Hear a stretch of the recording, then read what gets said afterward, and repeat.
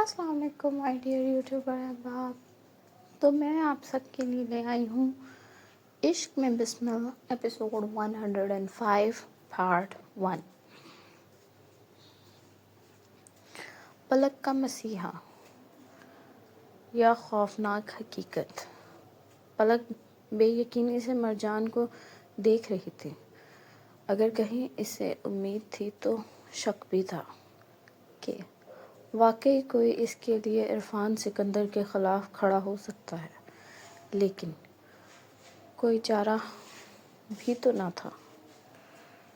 ویسے بھی پلک کو ایک سہارے کی شدید ضرورت تھی، کسی کی موجودگی جو اسے یہ یقین دلا سکے کہ وہ اکیلی نہیں، وہ شاید وہ زندہ ہے، وہ زندہ رہ سکتی ہے. کچھ نہ ہونے سے کچھ ہونا بہتر تھا، اور یہ ایک چھوٹی سی کوشش ہی شاید اس کی جان اس زہریلے عرفان سکندر سے بچا سکے. مرجان آہستہ قدم بڑھاتے ہوئے اس کے سامنے کھڑا ہوا. اس کی آنکھوں میں اعتماد اور عزم کی شدت تھی، اور اس کی آواز میں وہ طاقت تھی جو پلک کے دل کی دھڑکنوں کو فوراً تیز کر گئی. کہاں کھو گئی ہو گڑیا؟ اس نے نرم لیکن اتھارٹیٹو لہجے میں کہا. پلک کا دل دھڑکنے لگا. وہ خوف زدہ تھی، مگر اس کی آنکھوں میں تھوڑی سی روشنی بھی جاگ گئی. مرجان نے آہستہ سے اس کے ہاتھ پر ہاتھ رکھا. دیکھو، اپنے بھائی پر بھروسہ رکھو، سب ٹھیک ہو جائے گا. اتنا پریشان مت ہو گڑیا. پھر وہ اپنے چہرے پر مسکراہٹ سجائے بولا، ویسے یہ سب ایفرٹ تمہاری بھابھی کی ہے، جو میرے پاس آئی تھی تمہارے لیے. گھر میں یہ بات نہیں سمجھ سکتی تھی کہ تمہیں ثریا خان کی وجہ سے. تم بس خاموش رہو اور میری گڑیا مجھ پر بھروسہ کرو. پلک کی آنکھوں میں ہلکی سی نمی تھی. اس نے تھوڑا سا سر ہلایا، لیکن لفظ نہ نکلے. دل کے اندر خوف اور راحت کا عجیب سا ملا جلا احساس تھا. مرجان نے اس کی آنکھوں میں دیکھا، اور ایک لمحے کے لیے سب کچھ ٹھہر گیا. خوف، امید، اعتماد کے جذبات کی لہر نے انہیں دونوں کے درمیان پل بنا دیا. ثریا خان سے ڈر کر سب چپ ہیں، لیکن وہ بہت پریشان تھی تمہارے لیے. اور معافی چاہتا ہوں، مجھے نہیں معلوم تھا سب حالات کا. لیکن اب تم بالکل پریشان مت ہونا، میں سب دیکھ لوں گا. بس ایک بار بھروسہ کرو اپنے بھائی پر، اور جاؤ، اب وہ آ جائے گا. کسی کو شک نہیں ہونا چاہیے. تم بس خاموش رہو گی اور وقت مانگو گی. مجھے عرفان سکندر کے خلاف ثبوت جمع کرنے میں اتنا وقت چاہیے ہی ہے. تو گڑیا، ہمت سے کام لینا ہے. چلو اب جاؤ، شاباش. باقی سب میں تمہاری بھابھی کو بتا دوں گا. پلک نے آہستہ سے سر ہلایا. دل کے اندر ایک چھوٹی سی روشنی جاگ گئی. شاید واقعی کوئی ہے جو اس کے لیے لڑ سکتا ہے، کوئی جو جانتا ہے، سمجھتا ہے، اور کچھ بھی کرنے کو تیار ہے. مرجان نے پلک کو ایک طرف لے جا کر واضح کیا کہ وہ صرف ایک بھائی نہیں ہے، بلکہ ایک پروٹیکٹر بھی ہے. میں تمہیں صرف بچانے کے لیے نہیں آیا، بلکہ زہریلے عرفان سکندر کے خلاف تمام ثبوت جمع کرنے کے لیے بھی آیا.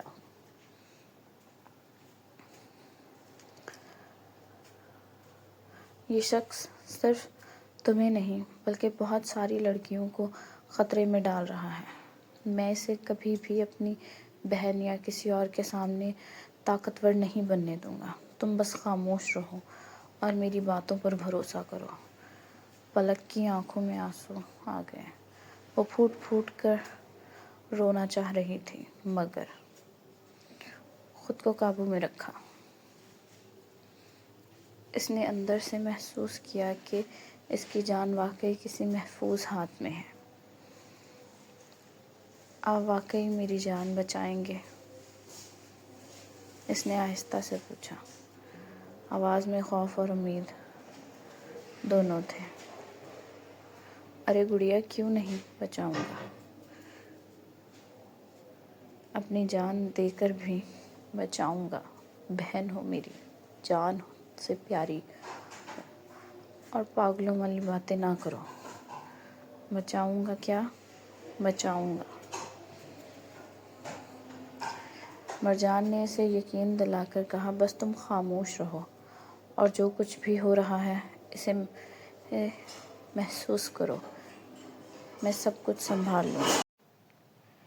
عرفان سکندر کو کبھی تمہاری جان تک کی خبر نہیں لگنے دوں گا۔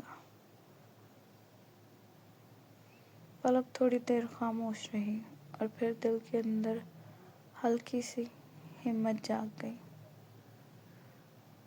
وہ جان گئی تھی کہ مرجان واقعی ہر چیز کے لیے تیار ہے۔ اس کی انٹیلیجنس اور ٹیکنالوجی سکلز نے پلک کے خوف بریویئر کو تھوڑا سا کم کر دیا۔ مرجان نے پلک کو یقین دلانے کے لیے اپنا لیپ ٹاپ نکالا اور اس کو وہ سب دکھایا کہ اب تک اس نے سب سے چھپا کے رکھا تھا۔ یہ وہ جگہ ہے جہاں میں سکندر کے تمام آپریشنز اور پلانز انالائز کر رہا ہوں۔ میں نے پہلے سے ہر چیز کا پتہ لگانا شروع کر دیا تھا اور اب میں تمہیں بھی تھوڑا سا دکھاؤں گا کہ کس طرح میں اس شخص کے خلاف لڑ رہا ہوں۔ پلک نے آہستہ سے اسکرین سیورز، فوٹیج اور ہیکنگ ٹولز کے درمیان مرجان کھڑا تھا۔ ایک ایسا شخص جو طاقت، انٹیلیجنس اور خوفناک حالات میں بھی کمپوز تھا۔ پلک کا دل دھڑکنے لگا۔ یہ سب واقعی ممکن ہے؟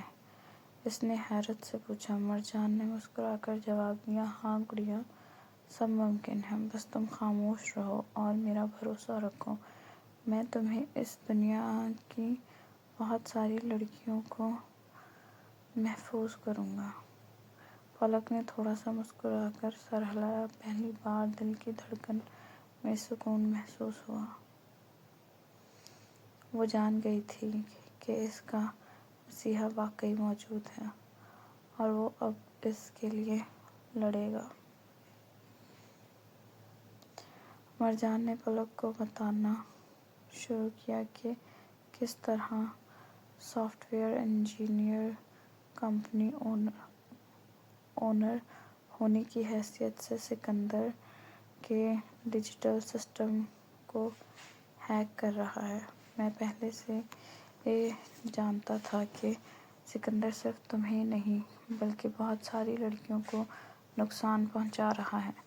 میں ان سب کے لیے ایویڈنس جمع کر رہا ہوں اور سب کچھ ختم کرنے کے لیے تیار ہوں۔ تم بس اپنی حفاظت کرو اور مجھے مینیج کرنے دو۔ پلک کے دل میں ہلکی سی ہمت پیدا ہوئی۔ وہ جان گئی تھی کہ مرجان نہ صرف اس کا بھائی ہے بلکہ اس کا مسیحا بھی ہے۔ اس نے اپنے دل سے ایک وعدہ کیا کہ کیا وہ مرجان پر بھروسہ کرے گی، چاہے حالات کتنے بھی خطرناک کیوں نہ ہوں۔ جب وہ دونوں پلان ڈسکس کر رہے تھے تبھی مرجان نے پلک کو چھوٹے چھوٹے سٹیپس دکھائے۔ عرفان سکندر کے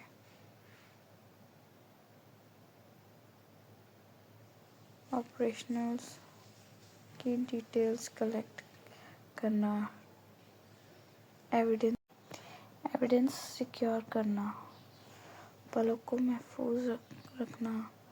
پلک کو آہستہ آہستہ کانفیڈنس کرنے لگی۔ وہ جان گئی تھی کہ وہ واقعی محفوظ ہے اور کوئی اس کے ساتھ برا نہیں کر سکتا۔ آخر میں مرجان نے پلک سے کہا، بس گڑیا، کچھ بھی ہونے دو،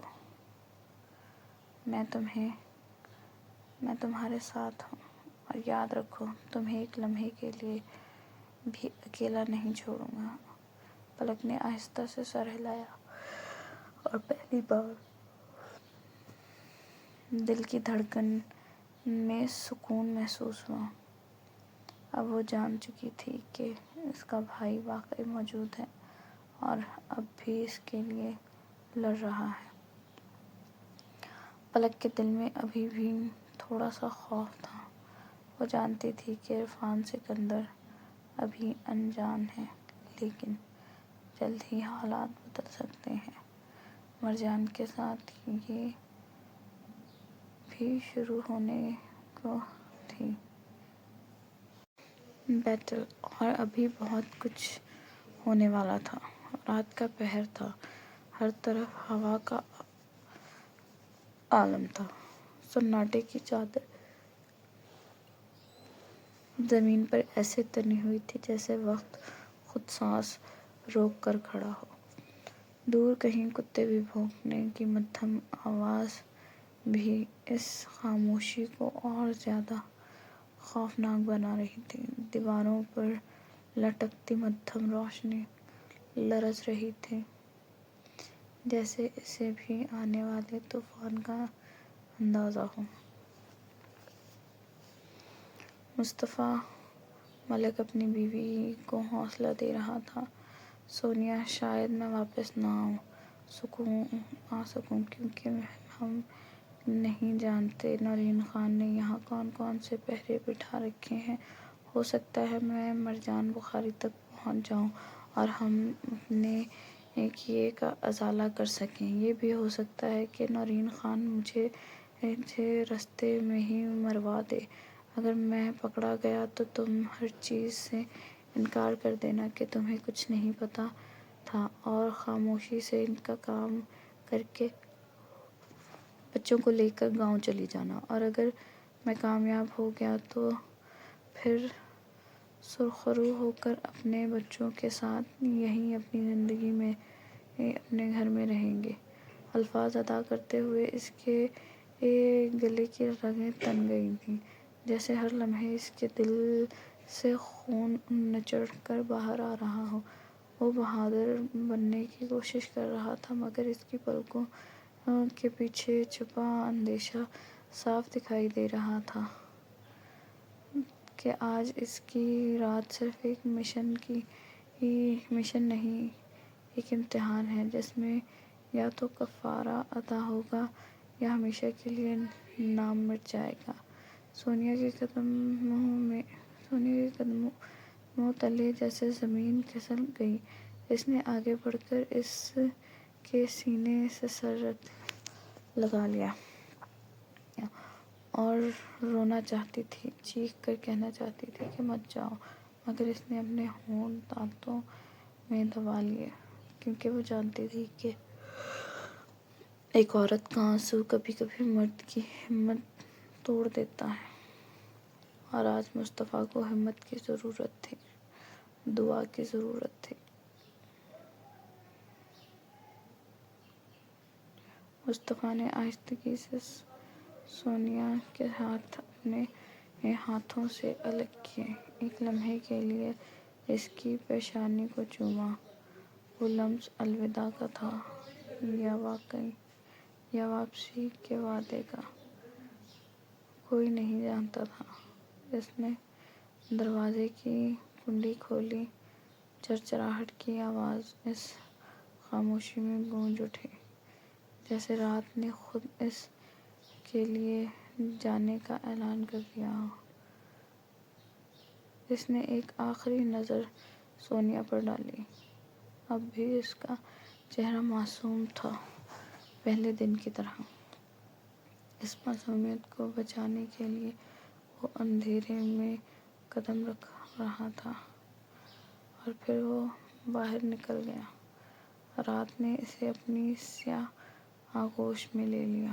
چند قدم ہی چلا تھا کہ دور کہیں گاڑی کے انجن کی مدھم آواز سنائی دی۔ پھر ایک تیز روشنی اس کے چہرے پر پڑی۔ اس نے آنکھیں سکیڑیں۔ کیا یہ نرین خان کے آدمی تھے یا قسمت نے اسے مرجان بخاری تک پہنچنے کا راستہ دے دیا تھا؟ اگر لمحہ فیصلہ کن تھا اور رات ابھی باقی تھی۔ ایپیسوڈ جاری ہے۔ آپ لائک کریں، شیئر کریں، کامنٹ کریں اور سبسکرائب کریں۔ دعاؤں میں یاد رکھیں۔ اللہ حافظ۔